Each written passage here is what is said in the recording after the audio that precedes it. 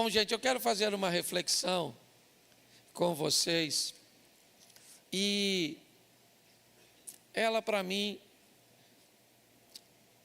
é de um personagem, é muito difícil dizer que tem alguém na Bíblia que você se identifica mais. Às vezes nós cometemos até um certo erro, dizendo, esse é um indivíduo, né, uma das passagens que mais me marcam, mas dentre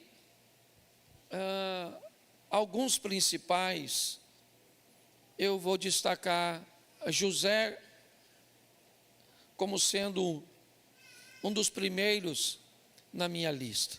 E eu quero te mostrar algumas coisas através da vida deste moço, e não apenas dele, mas de sua casa e de sua trajetória. E o texto é Êxodo 13, 19. Êxodo, capítulo 13, verso 19. E Moisés levou consigo os ossos de José, porquanto havia este solenemente, ajuramentado os filhos de Israel, dizendo: certamente Deus vos visitará. Fazei, pois, subir daqui os meus ossos convosco. Feche os seus olhos. Senhor nosso Deus e Pai, em nome de Jesus, continua falando conosco, nos abençoando, nos alertando, ó Deus, e que cada um de nós possamos sair com uma semente da Tua palavra para esta semana, pelo poder do nome de Jesus. Você pode dizer amém? Amém. Isso. Bom, nós estamos diante de um texto, de um fato presente, aqui neste momento, mas de uma narrativa do passado. O texto está falando de uma atitude de Moisés, mas de uma palavra que havia sido dita por José, que já faz bastante tempo que morreu. E José deixou uma palavra que não tinha a ver com o seu período de vida. Ele foi bem claro dizendo: o Senhor vos visitará e não nos visitará. José está lançando uma palavra para o futuro e dizendo que quando Deus visitasse o povo, trazendo àquele povo libertação, que ele faria questão de sair também do Egito. José não gostaria de ficar no Egito. Parece estranho, mas ele já havia morrido. Mas ele quer que seus ossos sejam retirados dali. Inúmeras pessoas nesse percurso morreram e tiveram sua sepultura no Egito. Mas José, ele vai pedir que as pessoas se lembrem dele. E que pessoas são essas?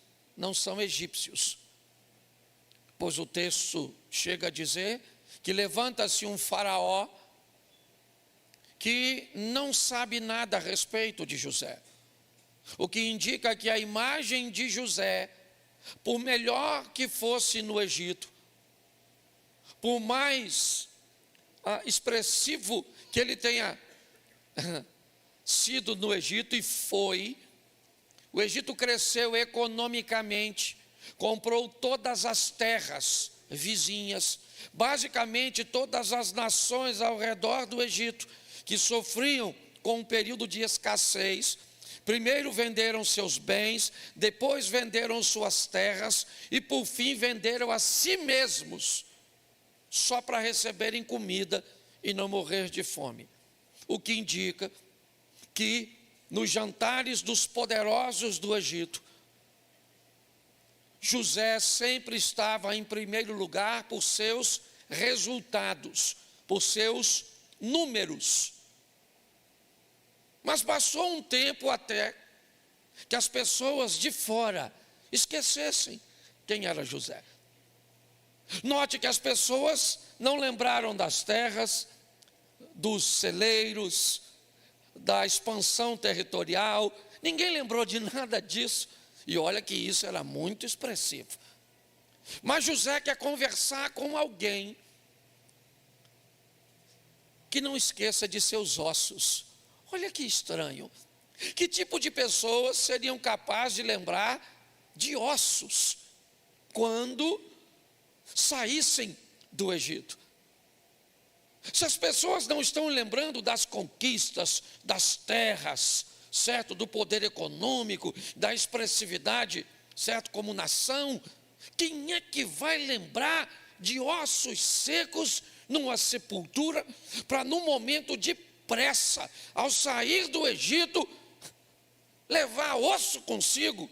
Só um grupo de pessoas pode se interessar por algo tão insignificante: família.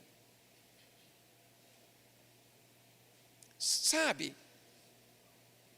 aquela mulher que não quer saber quem você é na empresa, qual é o seu cargo, a sua posição, a sua postura, né? A sua posição, postura não, a sua posição, o quanto você ganha, qual é o seu salário, quem está subordinado a você.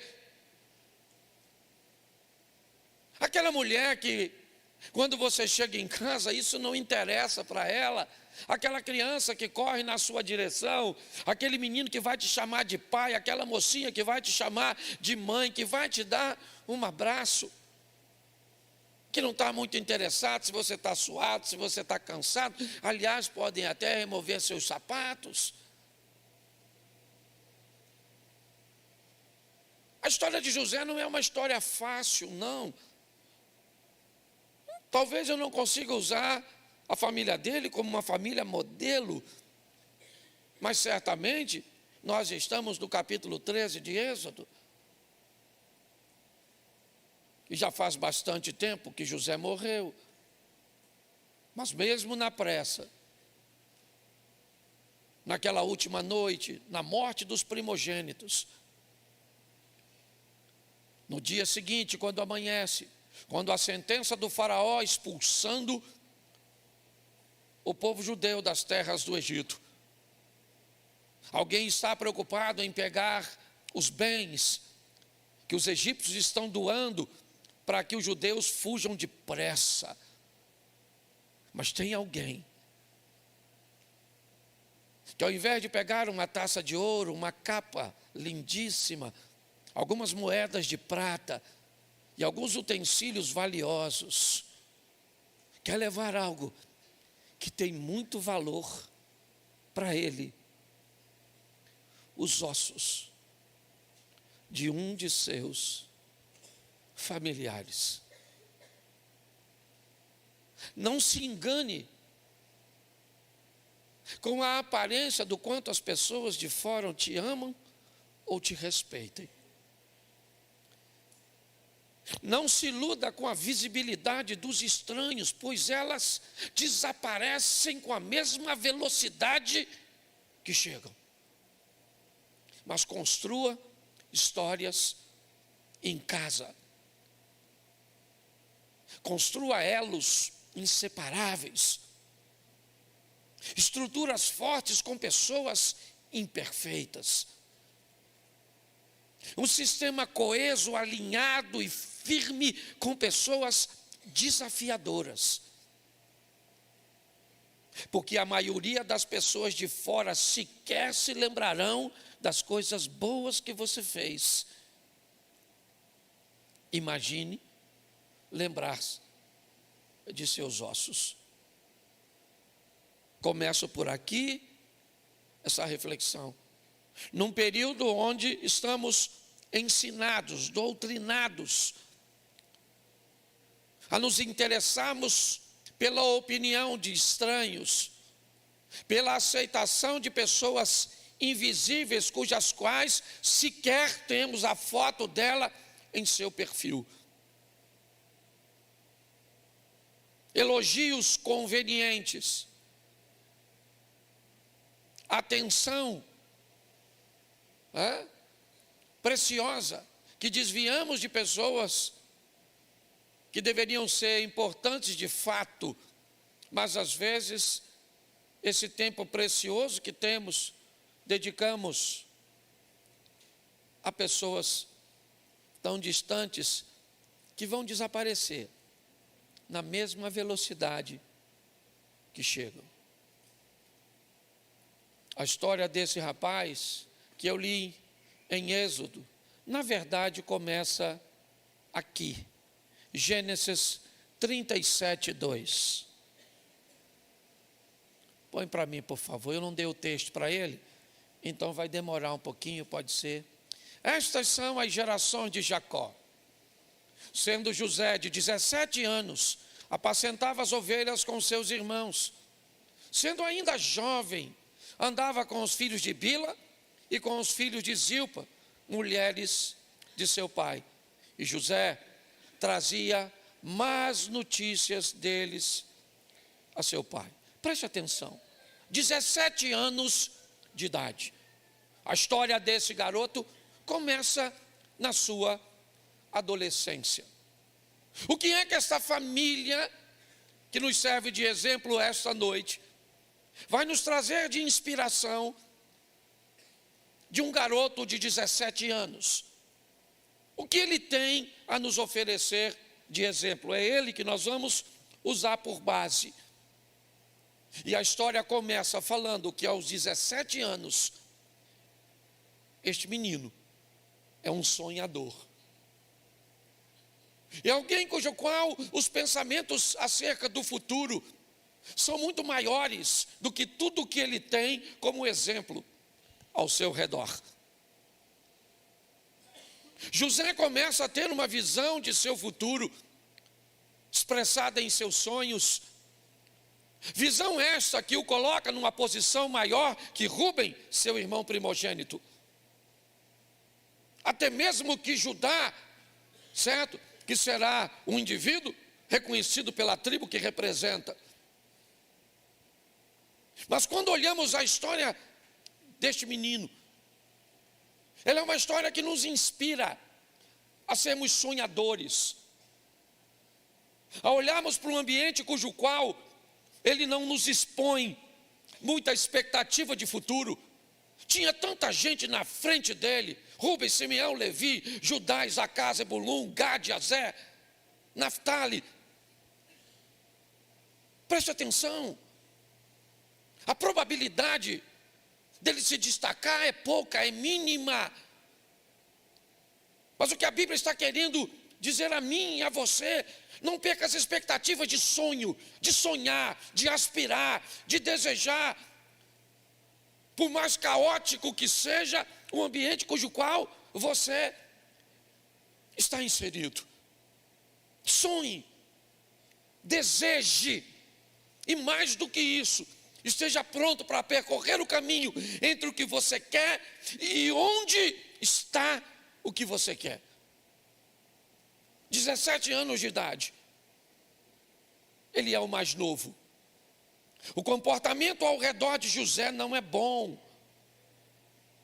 Ele traz más notícias a respeito de seus irmãos paternos. Ele não tem ninguém como irmão legítimo. Ninguém. Ele não vai ter. Quando José é vendido, e nós já vamos ver isso, ele ainda é o filho único de Raquel. O único irmão que ele tem legítimo, ele só vai conhecer depois da morte de sua mãe. Essa não é uma família perfeita, mas dá para dizer que é uma família de vencedores. José agora, ao relatar seus sonhos, quando ele começa a dizer para onde seus sonhos estão indo, e para o povo cujo qual ele faz parte, os sonhos têm muito a ver com uma realidade futura, com uma conversa e uma direção de Deus para com o indivíduo. Então, quando ele começa a dizer que seus molhos ou os molhos de seus irmãos estão curvados diante do dele, significa uma postura de senhorio. Quando seu pai e a sua mãe o escutam dizer que sol e lua e 11 estrelas se dobram diante dele, a grandeza de José começa a aparecer. E aí, um padrão que se repete em quase todas as famílias. Todas as vezes que alguém começa a se destacar diante daquelas pessoas que não se destacam, é só uma questão de tempo até os aborrecimentos se instalarem. Os irmãos de José agora não conseguem conviver com ele pacificamente. Eles não se agradam da presença de José. Por quê? Porque José acha que vai chegar em lugares onde eles nunca chegaram, ou nunca nem desejaram chegar. Então os problemas de convívio, a dificuldade de diálogo, ela começa a se tornar muito constantes.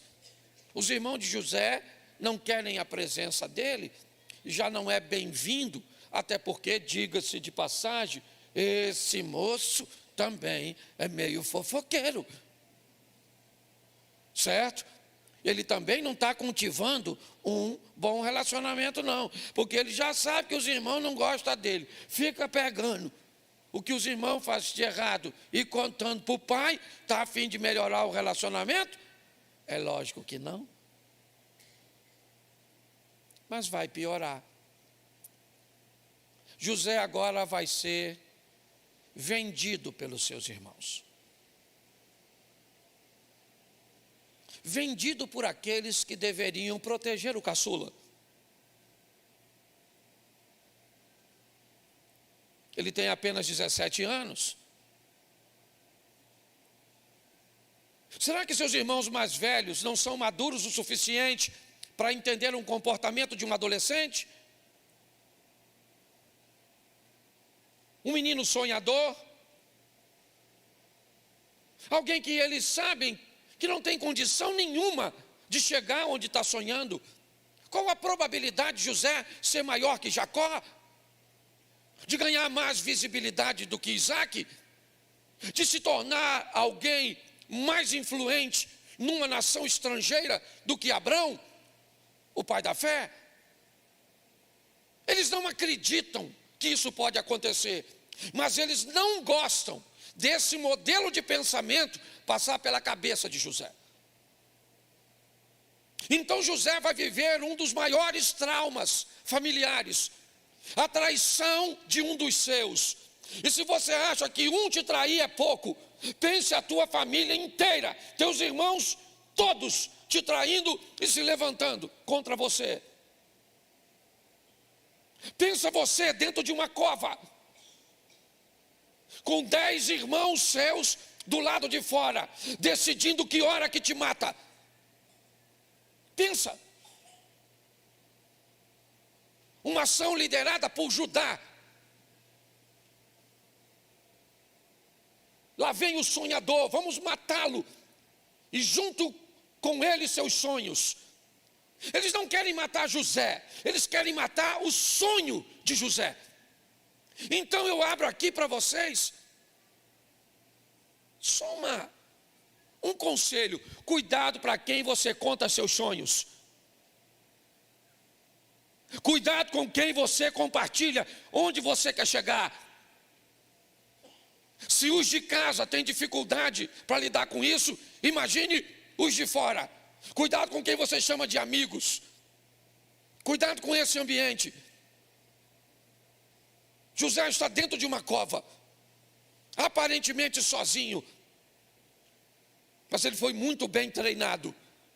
Muito bem treinado. Sua mãe também era uma sonhadora, que sonhou a vida inteira ter um filho.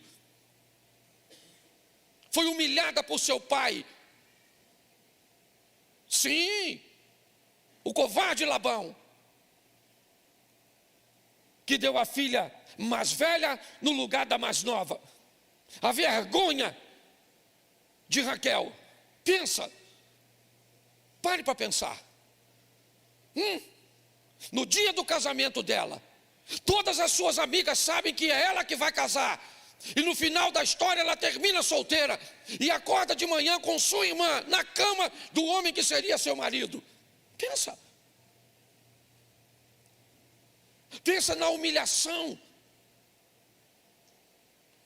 Até mesmo do próprio Deus para com Raquel.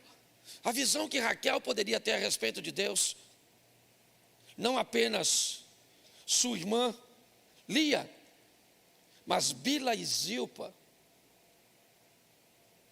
praticamente escravas, serviçais, não apenas recebendo os benefícios dos prazeres sexuais na cama do patrão, mas tendo a satisfação de alguns meses depois, ouvir na sua tenda o choro de uma criança que Raquel nunca tinha ouvido. É essa mulher que treinou esse garoto. É essa sonhadora que chamou seu filho e deu a ele forças, firmeza para prosseguir. É ela que vai estar com ele quando ninguém estiver. É ela.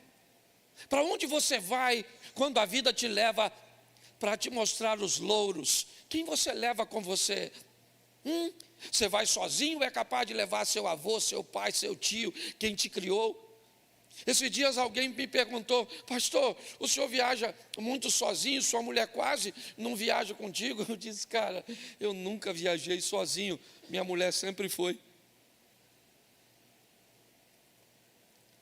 E aí alguém me disse: mas eu nunca vi. Eu disse: isso aí não é problema meu, é seu. Eu dificilmente, poucas vezes, só quando não tem jeito, eu aceito uma cama de solteiro. Eu tenho que dormir numa cama de casal, porque minha mulher vai comigo. Pode não ir presencialmente, mas vai no meu coração. Nesses 34 anos, nunca houve nenhuma possibilidade de ter nenhuma outra mulher deitada na cama que eu me deito, porque aquela tem lugar e ele está ocupado. Não interessa se ela está presente fisicamente ou não. Não há vaga na cama que eu durmo por uma outra mulher que não se chame Jane Mary. É assim que funciona. É para lá que Raquel vai com ele. E Jacó também. O relacionamento de Jacó com José também é muito forte. Ele é o filho da mulher que ele ama e que foi estéril até a presença de José. Mas agora vamos ao trauma, à venda. Vamos vender aos ismaelitas, aos midianitas, aos homens das caravanas, o nosso irmão José. Para que matá-lo se podemos vendê-lo? Porque vender é muito pior que matar. Se você mata, você destrói. Se você vende, você azeda o coração. Quantas pessoas não rompem, não avançam, não conquistam, não fazem porque são traumatizadas por traições, por abusos familiares. Agora ele vai sozinho, pelo menos aparentemente. O que seus irmãos não sabem é que José vai acompanhado por Deus naquela caravana. O que seus irmãos não sabem é que os valores de Raquel vão com José. Os ensinamentos de Jacó vão com José. E lá vai José para o Egito, onde vai ser vendido como escravo. A casa é de um oficial do rei, Potifar. Um homem poderoso, influente, bem casado, bem estruturado. E nessa casa, José entra como um escravo. Esse era o título que as pessoas davam a ele, que ele mesmo nunca se deu. José nunca se considerou um escravo, porque não interessa quem as pessoas pensam que você é. O importante é que você não se esqueça e não se contamine, nem para cima nem para baixo, com o título que as pessoas vão conferir a você. Eu convivo com títulos desde ser um palhaço até uma celebridade. E saiba de uma coisa, eu não sou uma coisa e nem outra. Eu não estou nem da ponta de baixo, como o palhaço, nem na ponta de cima, como uma celebridade. Mas o importante não é o que as pessoas pensam quem eu sou. O importante é que eu saiba. O comportamento de José não é de escravo. A maneira com que José governa a casa de Potifar, ela não é de um escravo. Ela não é de um revoltado. Não, ela é de um homem forte, que não quer estar ali, mas descobriu que a vida o levou. E se a vida te levou, meu filho, encare. É só isso. Ele queria estar lá? Não.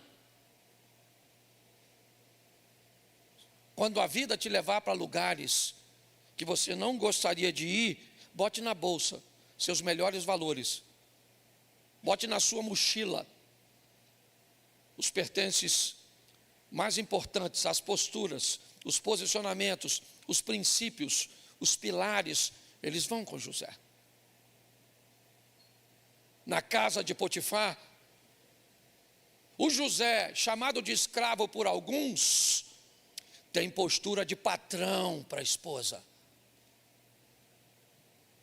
Tem alguém que consegue enxergar em José coisas que as outras pessoas não enxergam.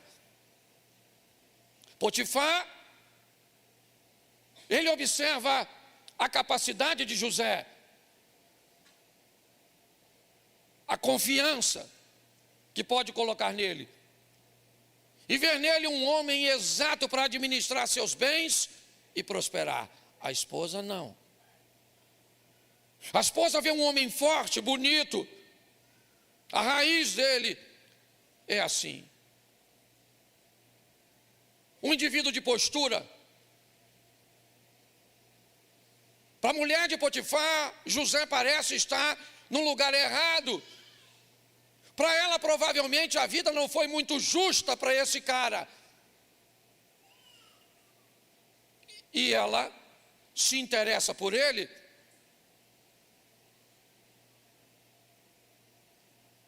E é uma boa oportunidade do escravo se tornar amante da mulher do patrão. Mas José não viajou sozinho. Ele viajou com seus princípios. E os princípios ainda o estão direcionando. Pastor, se ele se deitar com a mulher do Potifar, ele quebra um dos mandamentos. Não adulterarás. Mas isso não foi escrito ainda. O decálogo vai ser escrito mais à frente, depois do Êxodo, por Moisés. Moisés nem é nascido, e esse cara já sabe que não se deita com a mulher do outro. Preste atenção.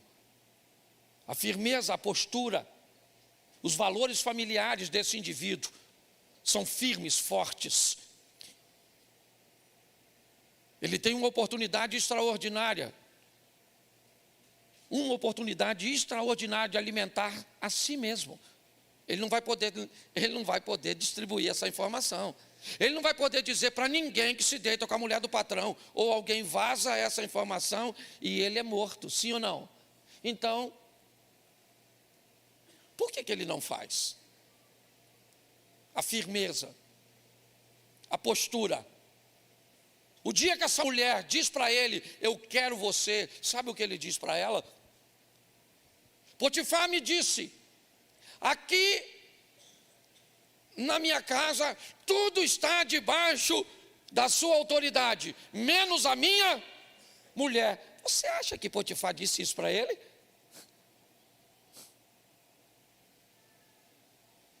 Um cara vai trabalhar para você e você vai dizer para ele, toma conta das minhas coisas. Você só não pode se deitar com a minha mulher. Isso não é uma coisa que se diz.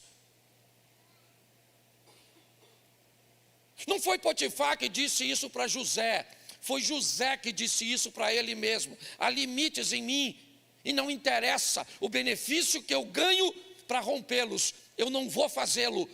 Eu tenho princípios, eu fui bem treinado.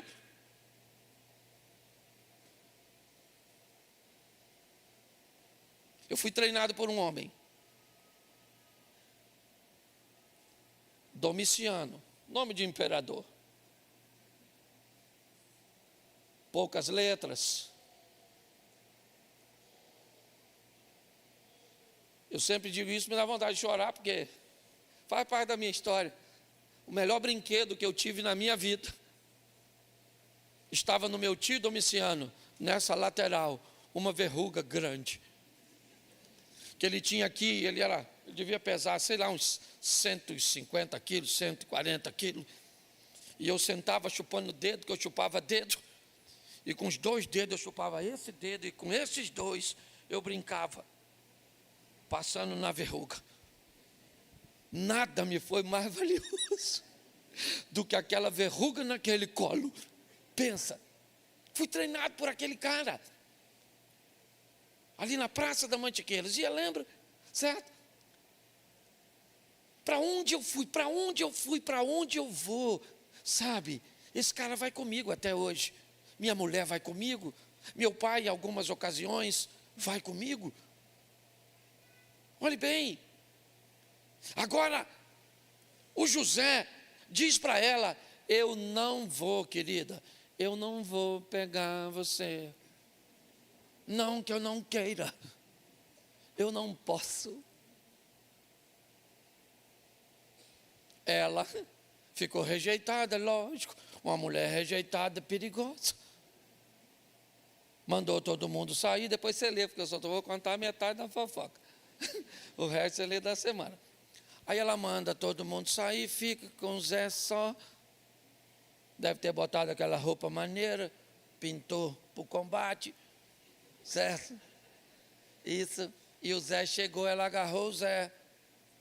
E o Zé empurrou ela, deixou a capa para trás. Você deve conhecer a história, se não leu a Bíblia, pelo menos assistiu.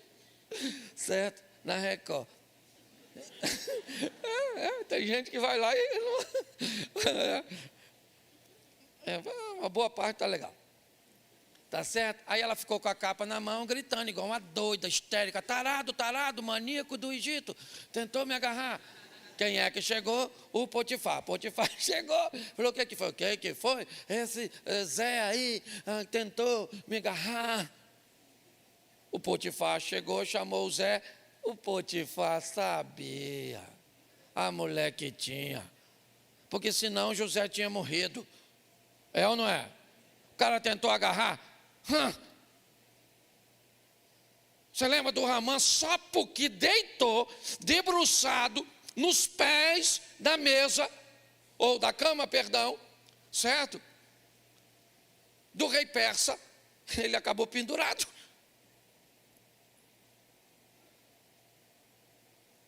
Eu imagino o Potifar chamando: pô, Zé, bom, cara, tu fazer isso comigo, cara. Pô, tu administra a minha casa, tudo direitinho. Pô, tu toma conta de tudo, Zé. Querer pegar a minha mulher. E o José falou: o quê? Nada. Nada, nada, nada. Poderia falar: ô Potifar, você sabe. Só para nós aqui, vamos conversar no canto. Essa maluca dessa mulher tua é doida, mano. Está dando em cima de mim um tempão, eu não pego porque eu sou parceiro, irmão. Pega a visão, fiel. Você entenda bem. Eu não peguei essa maluca, não peguei. Ela está falando: vem, neném. Eu não fui, não fui, não fui, não fui, cara. Eu não fui. Ele fez isso. E se ele faz? Acabava com a reputação da mulher que não tinha. Dizia para esse cara que ele tinha um grande potencial para ser um corno.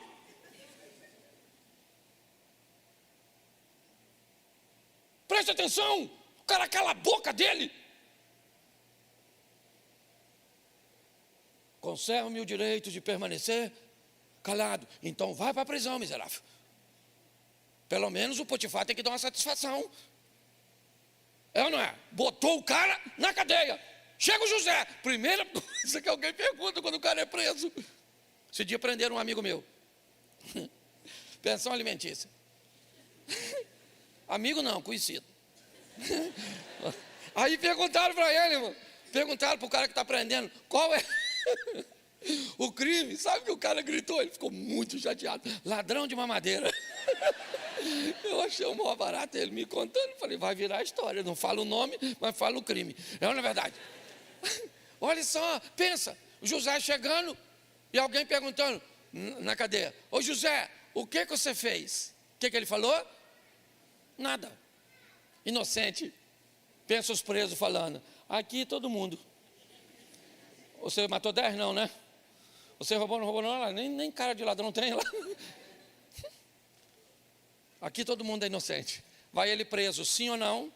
Sim ou não? Mas na prisão, Deus era com José. Deus era com José, Raquel era com José, os valores eram com José, os princípios eram com José, os pilares eram com José. Tem gente na igreja que não pode ir no barzinho da esquina, que os princípios, pilares, já ficou. Tem umas irmãs que se for na praia, não vai princípio, não vai valor, não vai nem roupa. Quanto mais essas coisas. E cuidado que você pode estar rindo de você. O que é legal. Não, tem gente que não pode em lugar nenhum, que não leva nada. Na prisão, Deus era com o Zé. Eu gosto disso. E o Zé está lá. E os prisioneiros estão vendo que o Zé é maneiro. O Zé pode até ser bandido, mas é um bandido de família. Certo? Pelo menos tem uma vantagem. Gosta de mulher, agarrou a mulher do maluco. Isso aí. Deus era com ele, sim ou não? Isso.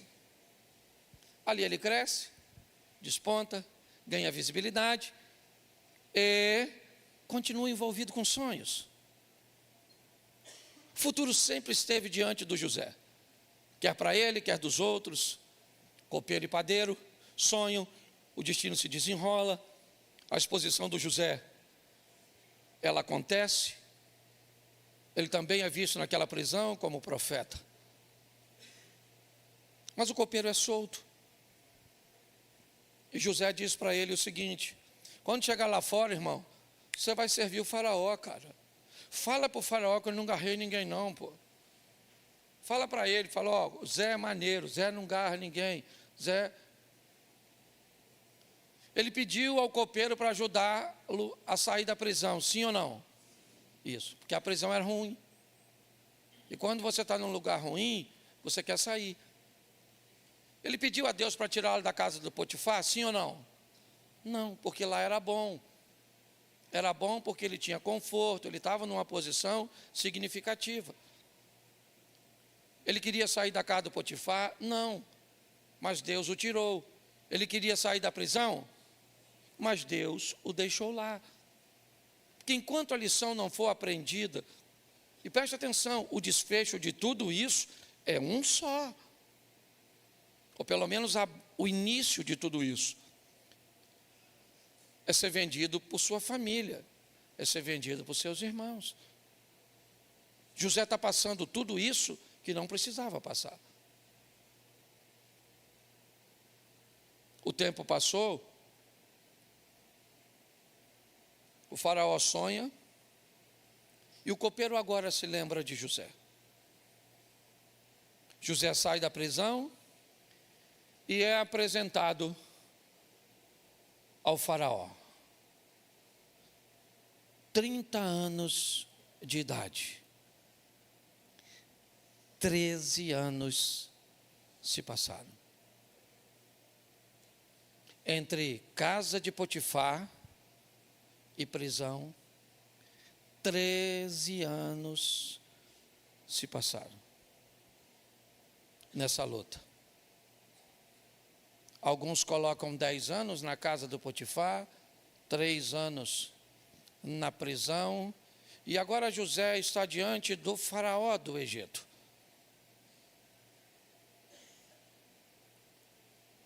E agora ele interpreta os sonhos. Uns sonhos que nunca lhe deixaram. Que começou sonhando a respeito de seu futuro. Depois se deparou com sonhos que falavam do futuro das pessoas.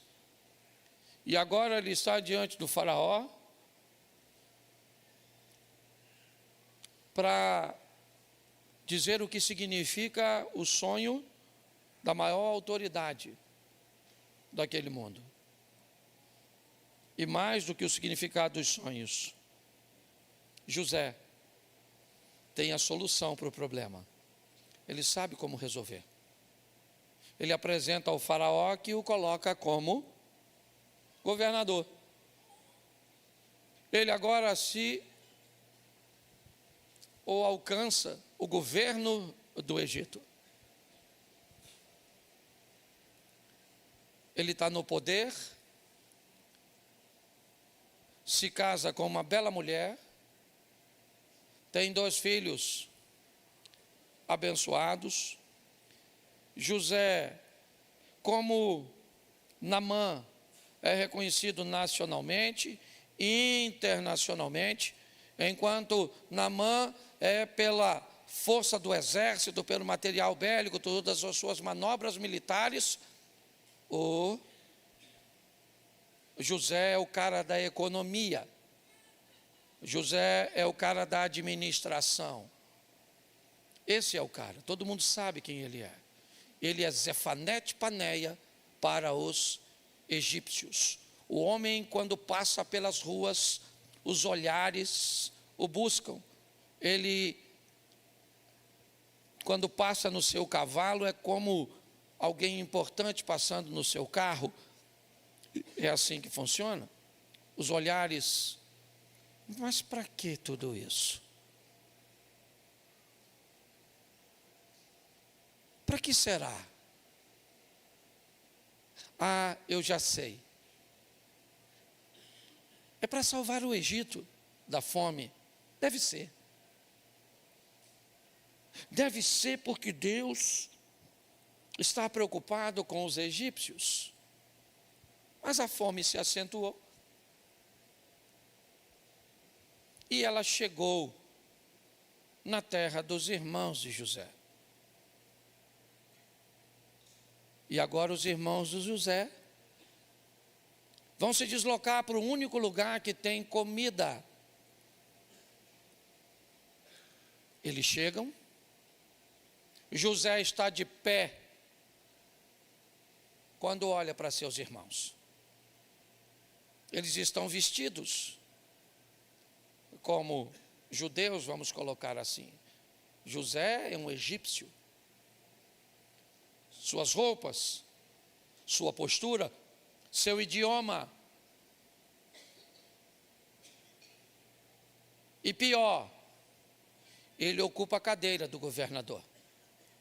Por mais que José seja visto por um de seus irmãos, que seja capaz de identificá-lo, o que pode existir ali é uma mera semelhança, porque não há possibilidade do menino de 17 anos agora com 30 e alguma coisa ocupar a cadeira do governador do Egito. Não. Mesmo que o reconhecessem, seria loucura aceitar que aquilo seria possível. Mas lá está José. Que José? O mesmo da prisão. Que José? O mesmo da casa do Potifar. Que José? O mesmo da cisterna. Que José? O mesmo da lavoura. O mesmo do café da manhã. O mesmo José. Que José? O irmão de Judá. O irmão de Rúben. O filho de Raquel. O filho de Jacó. O governador do Egito. Isso ele é para os egípcios. Para José, ele não é o governador do Egito. Ele é o filho de Raquel, o filho de Jacó, o neto de Isaac, o bisneto de Abraão. É isso que ele é. E ele sabe disso. Mas agora vai acontecer algo bem estranho. A possibilidade de cuidar. Coloca para mim Gênesis 47:6. Está aí. Gênesis 47, 6. A terra do Egito está diante de ti. No melhor da terra, faze habitar teu pai e teus irmãos. Habitem na terra de Gósen.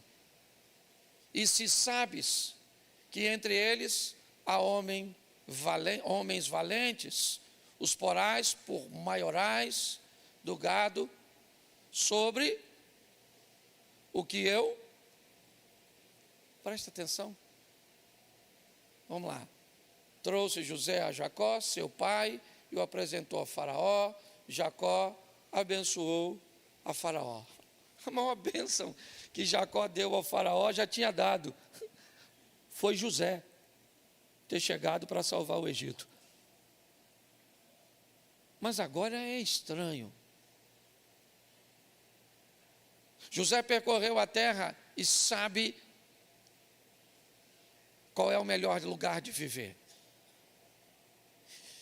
E ele vai até o Faraó e fala para o Faraó a respeito de seus irmãos, os caras que o venderam. Aqueles caras que queriam matá-lo, esses caras agora vão ser sustentados por José. Esses caras agora, eles vão ganhar uma posição que o Faraó disse a José: vocês têm a fama de serem valentes, e até porque o Faraó tem José como base para avaliar seus irmãos. Se José fosse um cara burro, os irmãos, se fosse covarde, certo? Quando você pega alguém da família e encontra alguém com uma diretriz, você subentende que a linhagem daquela família é boa. Mas agora o José, será que ele esqueceu o que Judá fez?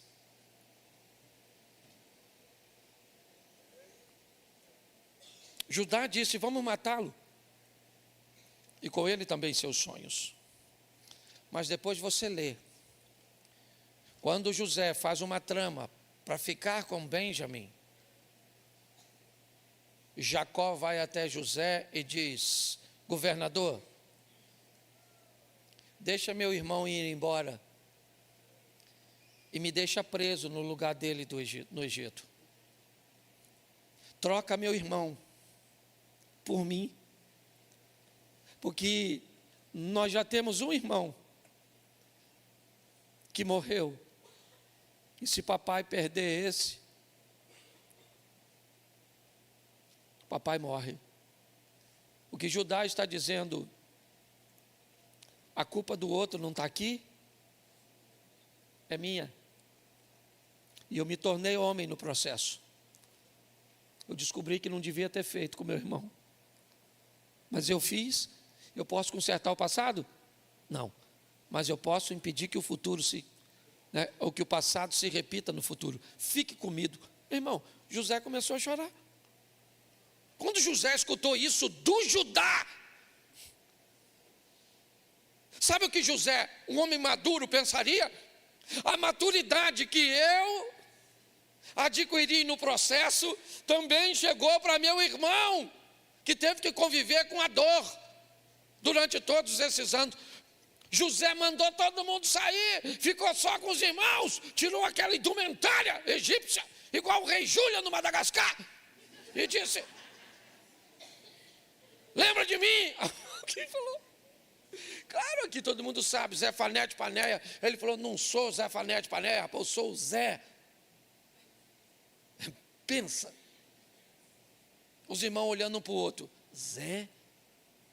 O Zé, maluco, o Zé, irmão de vocês, lembra o Zé fofoqueiro, o Zé que vocês falaram assim: mata, não mata, mata, não mata, o Zé. Pensa a cara dos irmãos quando escutaram isso. Caraca, o Zé. Agora o Zé vai se vingar, sim ou não? Sim, é isso que eles pensaram. E José falou: calma, gente, calma. Ô rapaziada, ô Dan, para aí, ô nervosinho. Para. Rubens, seu Zé Mané, primogênito, devia me proteger, vazou na hora do voto, saiu do plenário. É ou não é? Mais ou menos assim. Falar uma coisa para você, Judá, fica tranquilo. Vocês não me venderam, Deus me enviou na frente para conservação. Vocês não cuidaram de mim, mas eu vou cuidar de você. De onde vem isso, gente?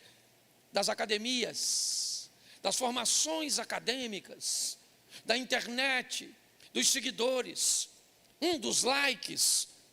De onde vem isso? De onde vem o que você aprendeu de respeito ao próximo? De onde vem? De onde vem, né, o respeito que você teve pela filha dos outros, pelos idosos? De onde vem esse respeito? Diga para mim qual a universidade, a faculdade, Harvard, diga para mim, onde foi? Oxford, me diga, tá? Vamos lá. Sabe de onde vem? Daquelas senhorinhas, da mamãezinha, da vovozinha, que você dizia, bênção, porque a família é o nosso maior patrimônio. Para você, marido, e eu digo isso, porque estou aprendendo isso agora. Você me segue há muito tempo, estou melhorando como marido agora. Agora estou perdendo o medo de ver minha mulher crescer, expandir, prosperar. Agora me tornei uma mola, sabe? É como se eu saísse, imagina uma locomotiva que sai da frente do vagão para trás, só para dar impulso, para empurrar. Então estou pregando sobre mim mesmo. É isso.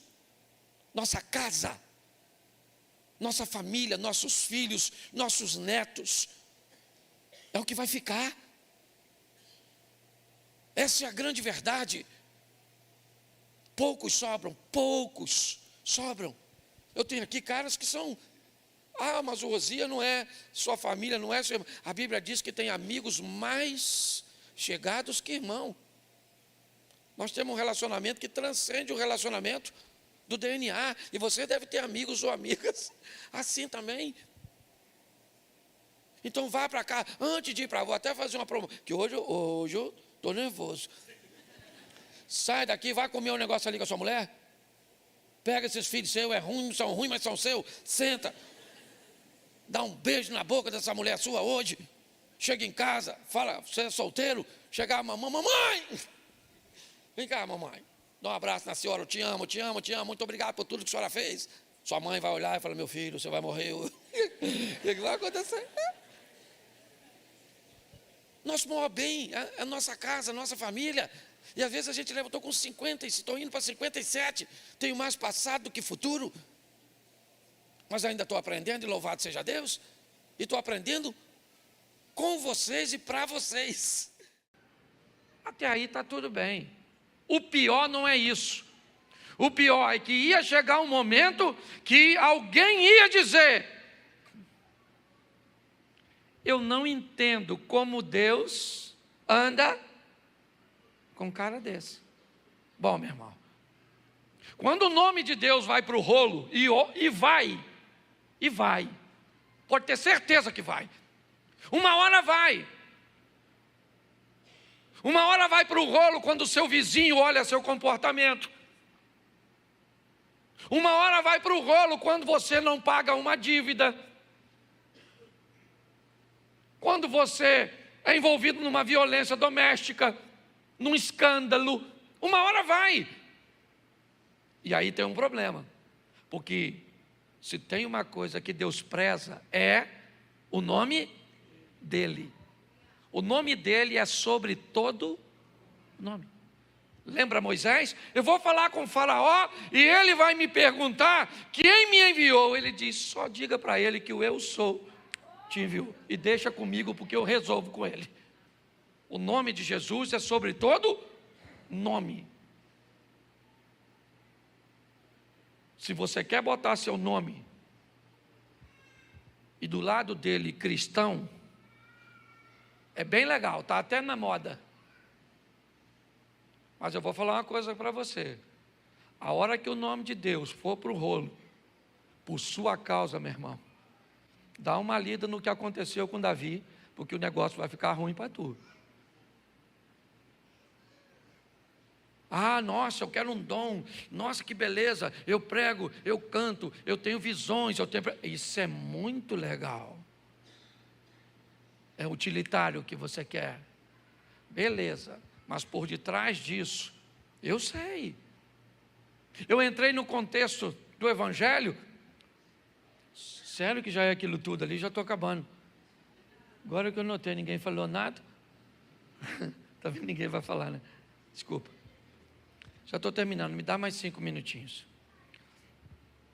Todo mundo achava que por eu ser bem-humorado, é só uma questão de tempo. Eu ia estar num relacionamento extraconjugal, eu ia estar num escândalo com grana.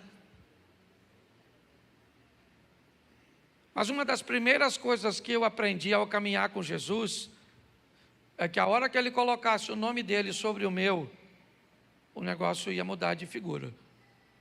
E eu entendi o peso de tudo isso.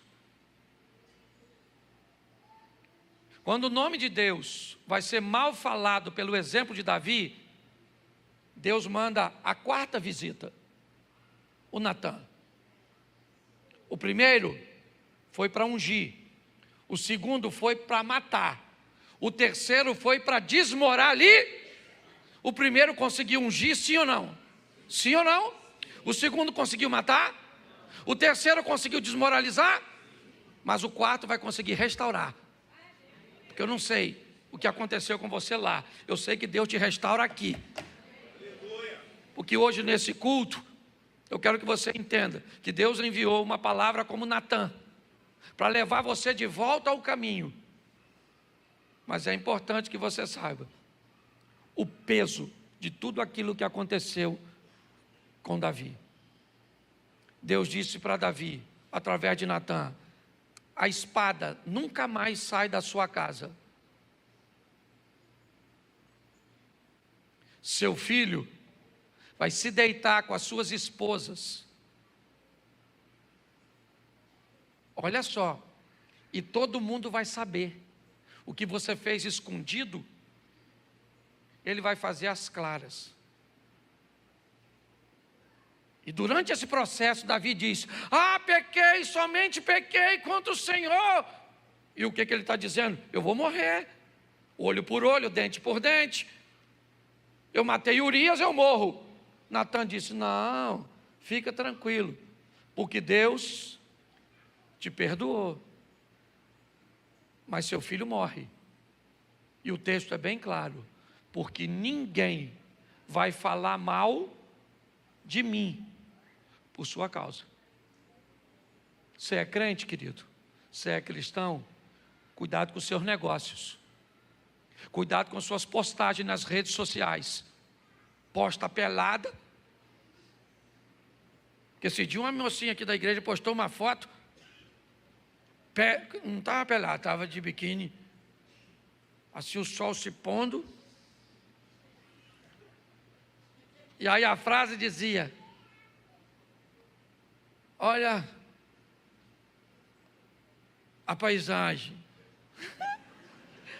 Você olhava para tudo quanto é lugar, Caio, menos para a paisagem. Você está rindo, mas é sério. Aí o outro vai lá e posta vai aí no lugar, está fazendo nada de errado, Aí posta com a garrafa de vinho e um copo. Aí dia seguinte, sabe o que está lá? Aí, ó, membro da igreja do pastor servo de Deus. É porque eu não posso. A Bíblia me proíbe: não os peço que os tire do mundo, mas que os livre do mal. A minha vontade de orar é: Senhor, não precisa livrar do mal, tira do mundo, leva. Porque suja o nome da gente. Eu estou aqui lutando, não sou perfeito não, mas eu estou lutando. Porque se eu fizer uma besteira, irmão, eu falo para essa mulher, nós somos casados, eu falo para ela todo dia de manhã, falo: ó, deixa eu falar com você, o diabo levantou hoje para envergonhar você, o projeto Recomeçar, Xerém. palito no olho. Eu falo para ela, entendeu? Por quê? Porque eu carrego o nome dele. Então, vamos levar a sério esse negócio. Ah, pastor, a carne é fraca, mas o pecado não é vitamina. Você acha que é difícil só para você? Há um complô no céu ou no inferno para desmoralizar você. Quem você acha que é na fila do pão? A chapa é quente para todo mundo. Entendeu? O diabo quer acabar com o seu casamento. Por quê? Porque isso envergonha o reino de Deus. Ele quer acabar com os seus filhos, porque isso envergonha o reino de Deus, envergonha a família. Ele quer que você não pague os outros. Ele quer que o carro da companhia entre lá e corte sua luz, porque tudo isso desmoraliza. Então você quer carregar o nome dele? Vamos levar esse negócio a sério. Porque quando Deus falou, Davi, chega aí, maluco, sai do grupo, vem pro privado. Pô, cara, não tô te entendendo, maluco.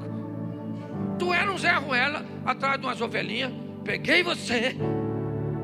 Lembra quando você matou o urso? Eu estava lá, rapaz. O leão. E aquele gigantão que você ia errar aquela pedrada? Fui eu que. O Saul também, rapaz. Queria te matar. Lembra?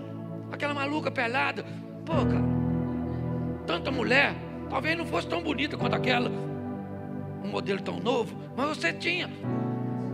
E se a sua mulher ficasse ruim? Me pediu. O que Deus... Se a sua mulher estava ruim, falava comigo, mano. Eu dava um modelo novo. Mas não, tu pegou a mulher do cara. A casa caiu, Davi. A casa caiu, irmão. Botaram meu nome no rolo. E tu vai se lascar. Entendeu? Vai ser chifrudo, sim. O que você fez escondido, seu filho Absalão vai botar chifre em você. Esse chifre do estranho já dói. Imagine. Tudo de casa. Acabei com o Natal, Ano Novo, tudo. A reunião familiar, tudo. Seu filho vai estuprar a sua filha.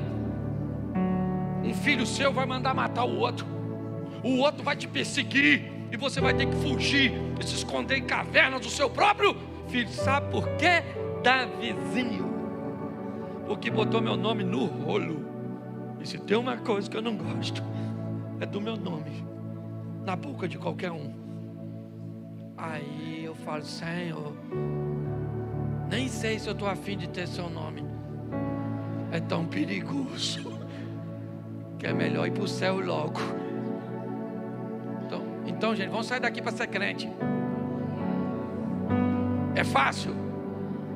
É fácil? Não, se é para você, para mim não é não. Todo dia. Às vezes eu estou lá em casa, o viajante vai para lá. Quando eu vejo, ele está lá em casa. Não sei se mim, se nela. Acho que mais nela do que em mim. Mas... ela está acostumada com as minhas doideiras. Às vezes está lá, nós estamos conversando. Do nada da conversa sai uma briga. Brigando por quê? O viajante. Passa, mas está sempre de passagem. Mas vai. Umas 3 vezes por semana vai, não é verdade? Às vezes está nos meninos, nos vizinhos, tem uns vizinhos lá, né? Meu Jesus. Uns vizinhos bons para receber o viajante, né? Não pode falar não. Mas é assim. Você está rindo? O bagulho é doido, mano. Mas eu gosto da visita do Natan. Porque o Natan vem para restaurar. Aí, Davi, tu não vai morrer. Deus vai te dar uma nova oportunidade.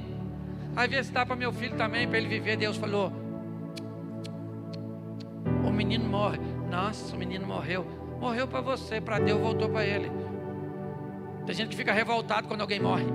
Ah, queria minha mãe aqui. Quando? Sempre.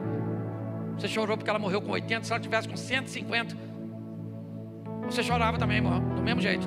Quem ia chorar dela viver esse tempo todo era o seu cônjuge. Certo? É assim que funciona. Deus te dá uma oportunidade de restaurar a sua vida.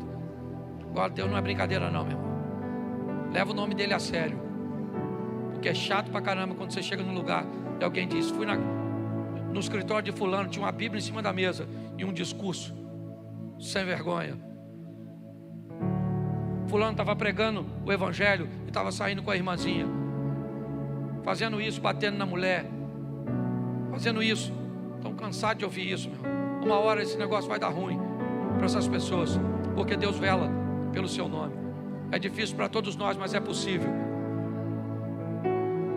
É possível viver uma vida íntegra, não perfeita, porque ninguém aqui é perfeito, não é isso que eu estou falando, mas é diminuindo a margem dos nossos erros. Primeiro livro do profeta Samuel, capítulo de número 9, verso de número 1. Coloca para a gente, por favor. Você tem outra tradução? Se tiver, coloque para mim, por favor.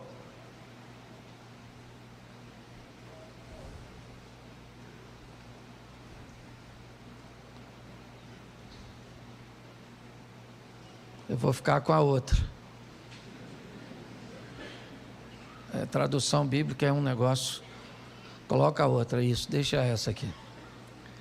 Havia um homem de Benjamim, cujo nome era Quis, filho de Abiel, filho de Zeror, e filho de Becorate, filho de Afias, filho de um homem de Benjamim, varão alentado em força. Feche os seus olhos. Senhor, em nome de Jesus, eis aqui a tua palavra. Continua falando conosco. É o que eu te peço nessa hora, pelo poder do nome de Jesus. Amém. Glória a Deus. Amém. Eu quero falar hoje com vocês uma reflexão rápida sobre aquilo que a igreja anda enfrentando nesses últimos tempos. Os desafios que precisamos vencer para estarmos de pé, para conseguirmos sobreviver a essas astutas ciladas do diabo, como a Bíblia diz. Enfrentamos duas coisas hoje: ou o aumento da pressão, que tem feito fortes sucumbirem, ou o crescimento da fragilidade, que tem feito com que a pressão nem precisa ser tanta, para que as pessoas venham a desistir, venham a sucumbir.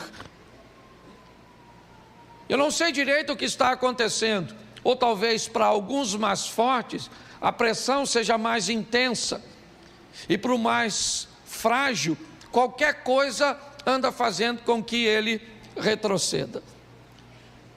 Eu peguei 4 homens de Deus na Bíblia, porque a minha proposta hoje é fazer com que a igreja entenda as pressões que estamos enfrentando, principalmente nas áreas emocionais.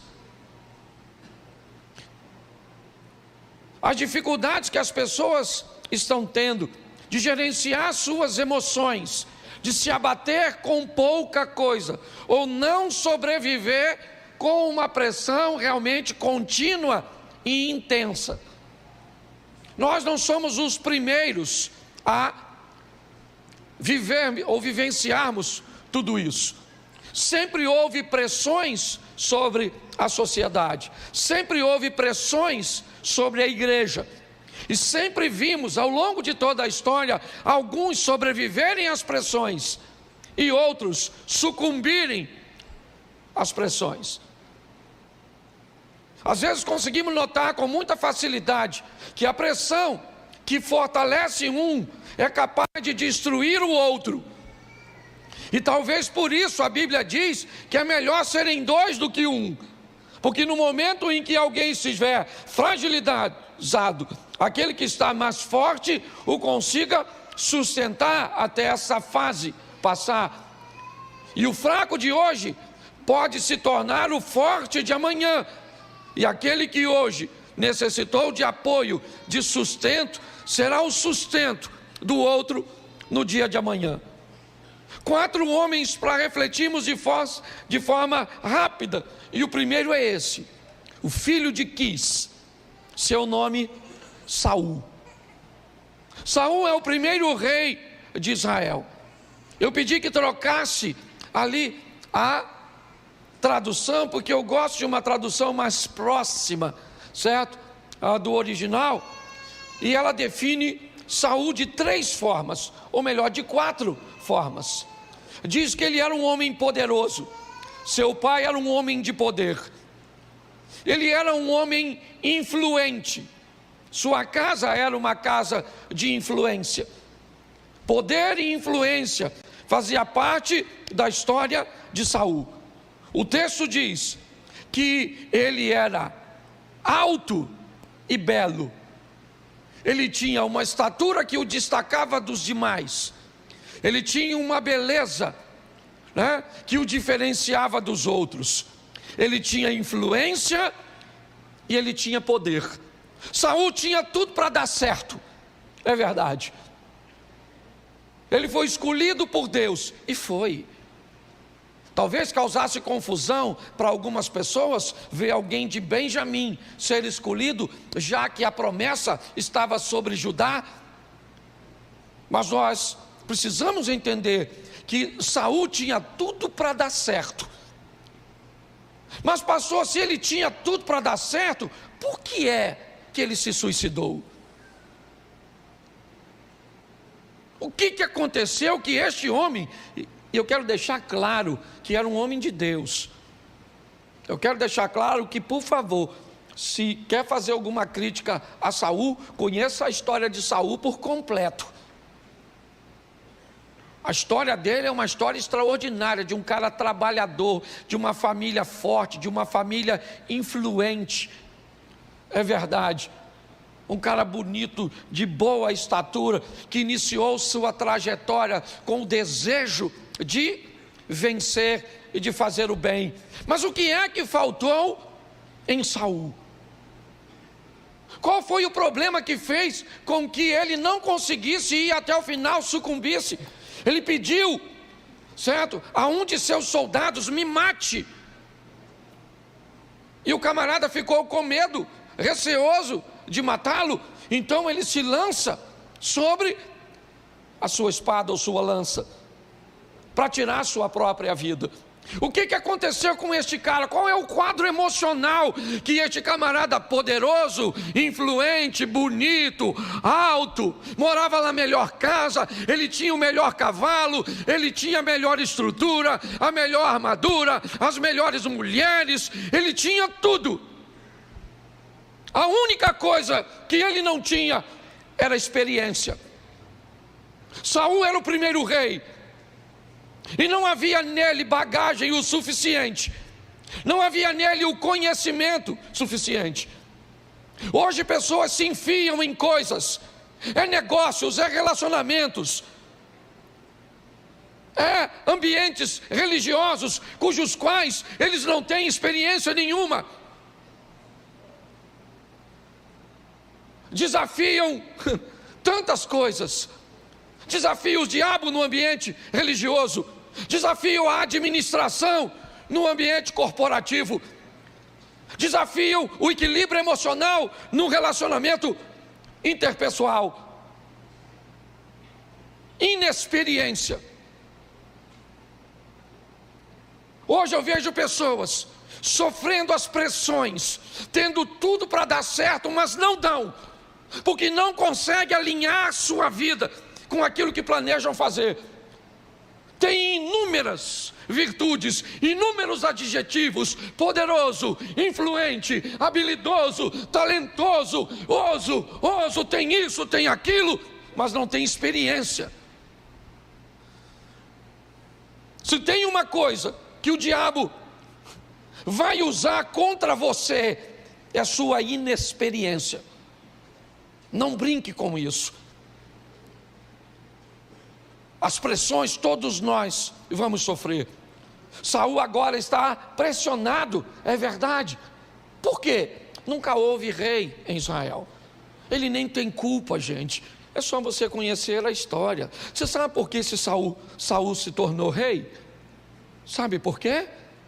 Porque Samuel não treinou bem seus filhos.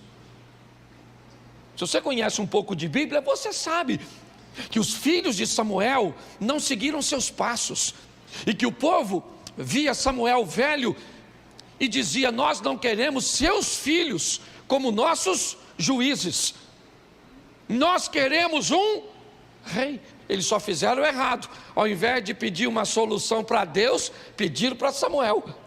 É só isso que o povo tem, certo? Por causa de uma inexperiência também do povo, que não sabia como lidar com toda aquela situação. A inexperiência sempre faz com que o nível de sofrimento se intensifique. Não é maldade, é falta de habilidade, e muitas vezes falta de coragem para pedir ajuda ou informação a quem o tem. A Bíblia diz que a sabedoria está na multidão dos conselhos. Na multidão dos conselhos está a sabedoria. Hoje eu vejo pessoas amargando sofrimentos, decepcionadas, cheia de virtudes, cheia de adjetivos, certo, que deveriam fazer delas vencedoras, mas não vence, cara. Vive um ciclo, sabe? Parece um looping. Vai dando certo, vai dando certo, vai dando certo, vai dando certo. Deu errado. Vai dando certo, errado. Parece que vai, mas não vai. Eu disse para vocês e pedi oração aqui, mas hoje, quando eu levantei e vi, e que pediram de mim um posicionamento, eu não sabia o que fazer. E por não saber o que fazer, eu não fiz nada. Amanhã, certo, eu vou estar acionando um grupo, eu vou falar para eles o que aconteceram, e vou ouvir cada um deles, porque são pessoas com mais experiências do que eu. São ex-presidentes de uma instituição que hoje eu estou presidindo. Então, se eu não tenho experiência, eu escuto a experiência de quem tem. Posso até não fazer, mas escutar eu tenho que escutar. Então eu vejo hoje pessoas cansadas, fadigadas, decepcionadas, estressadas, ansiosas, tanta coisa, porque lhe faltam experiência. Tem poder, tem influência, tem beleza, tem estatura, mas não tem experiência. Então adquira experiência naquilo que você deseja entrar, naquilo que exige, né? Ou é exigido de você na área que você quer desempenhar. Se não, quebre a cara. Essa é a grande verdade. E sofra todas essas pressões.